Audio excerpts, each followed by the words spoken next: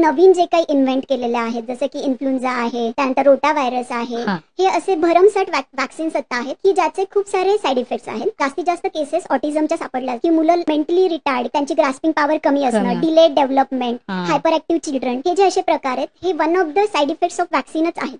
तर मग वॅक्सिन्स म्हणजेच लसीकरणाबद्दल हे जे मिथ्स आहेत ते आज आपण क्लिअर करूयात. पहिलं मिथ म्हणजे वॅक्सिन्समुळे ऑटिझम आणि एडीएचडी असे आजार होतात.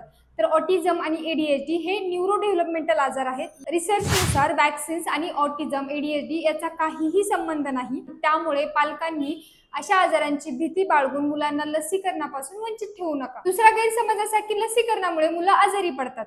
तर लसीकरणामुळे मुलांना थोडासा ताप येतो, लस दिलेल्या जागी थोडीशी सूज येऊ शकते, पण मुलं आजारी पडत नाहीत. त्यांना त्या लेवलचा जंतू संसर्ग होत नाही.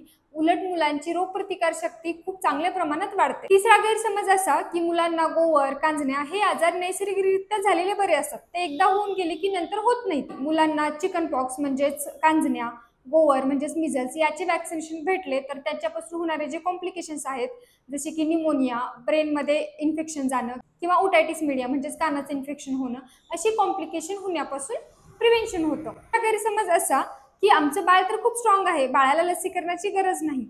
हो, बाळ जरी स्ट्रॉंग असेल तरी पण बाळाला लसीकरण केल्यामुळे बाळाची रोगप्रतिकार शक्ती खूप चांगल्या प्रमाणात वाढते आणि मूल अजून स्ट्रॉंग होण्यास मदत होते. आणि चौथा गैरसमज म्हणजे एकापेक्षा जास्त लस मुलांना एका दिवशी दिला तर ते मुलांना सहन नाही होणार. तर नाही, बाळांच्या शरीराला बऱ्याच जीवजंतूंना एक सोबत सामोरे जाण्याची कॅपॅसिटी असते.